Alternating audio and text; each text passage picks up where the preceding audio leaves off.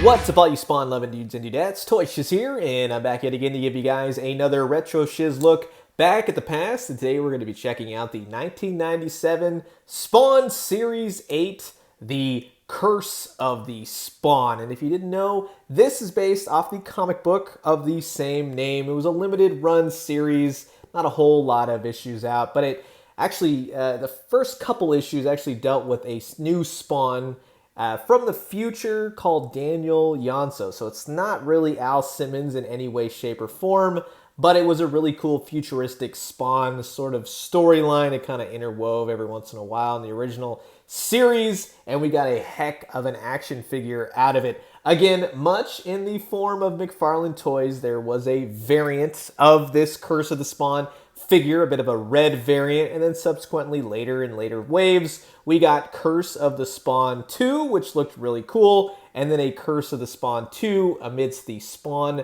Reborn wave, which was later as well, but we'll save those for another day. We're going to be checking out this awesome Curse of the Spawn figure, and he has always been one of my favorites. I actually had the figure before I read the comic, if I'm not mistaken, because I was very confused. I was like, oh, that's an interesting new Spawn. You're always used to having Spawn with the red cape and everything else, but this one has all the bone protrusions. He looks very graphic. He's got that black sort of details that you'd find within a comic book, and it really makes him pop with the blues and the grays and all the subtle browns that he has with all the bone protrusions. His weapons are very cool, again, fitting with his armor, everything that's going on with his necroplastic costume. He just looks awesome. I can't say enough nice things about him. Just the texture alone of this figure is very interesting, but it's really just the attention to detail. This guy has so much going on all over his body, but it never becomes too convoluted. He even has a pair of wings, bone wings on the back. With a simple twist of the lever, it will go up and down.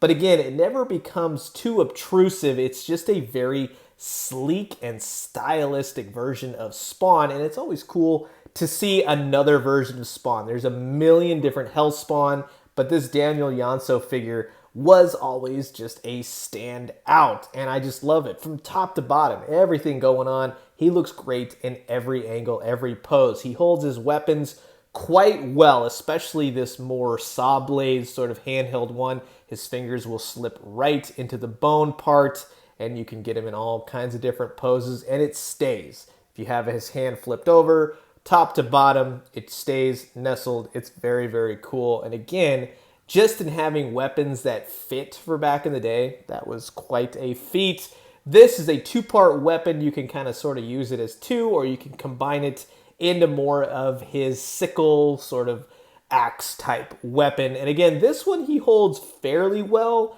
but you're going to get a little bit of looseness in the hand, or at least that's what I found with my figure. But you get him kind of in that Grim Reaper sort of pose, something like that. He's going to hold it well. It's just kind of sort of when you start to move the hand around in some angles, it will eventually lose its grip and he'll drop it. But again, every angle, every kind of situation, he looks good. But let's go ahead and look at him more in the articulation. As I just went over, the weapons do fit really well. Just a little bit on this side, it could be a little bit loose, but once you find the sweet spot, it'll stay put. This side's really nice. It has the claws, can grip in there, so it stays really, really nicely. But overall, this guy was just always one of my favorite Spawns. He's completely different, again, being based on the Curse of the Spawn, the Daniel Yanso character. He's different. He doesn't have the red cape. He doesn't have all that going on, but he makes up for it in his sculpt, his design, all the bone protrusions, everything else. He's got an interesting texture to him.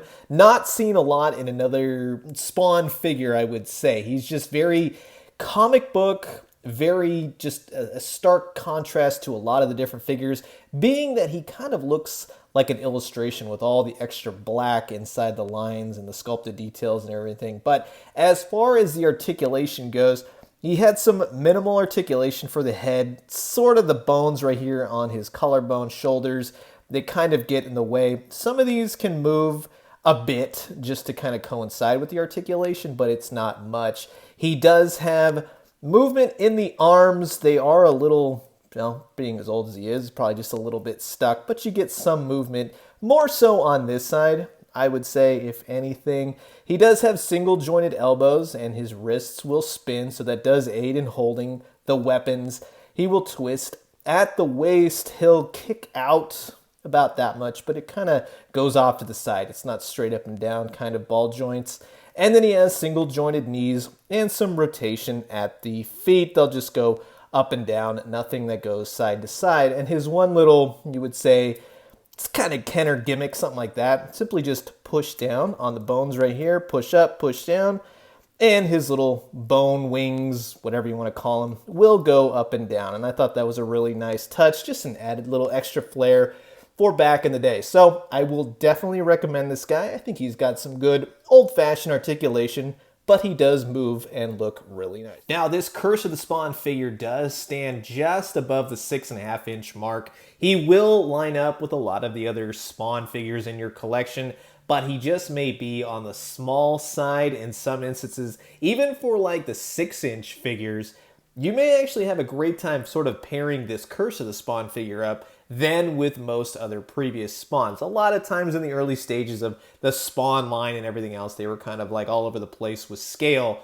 But in certain instances, yeah, you can scale him up with a lot of the 6-inch, 7-inch, 8-inch, things like that, and it does work really well. But again, in seeing what McFarlane had articulation-wise, and they kind of moved into the statue-wise, it's really cool just to see that transition. This is a great articulated, old-fashioned Spawn figure, and I think one that you're definitely going to like on your shelf. From the sculpt to the moving wings on the back to the weapons, this guy is a knockout, and he's a completely separate entity to the Al Simmons Spawn figure. He's just very cool, and I just love the way he looks. But I am curious to know what you guys think about this figure. Did you have him in your collection? Do you need to get him again? Comment below, let me know. Let's talk everything Curse of the Spawn.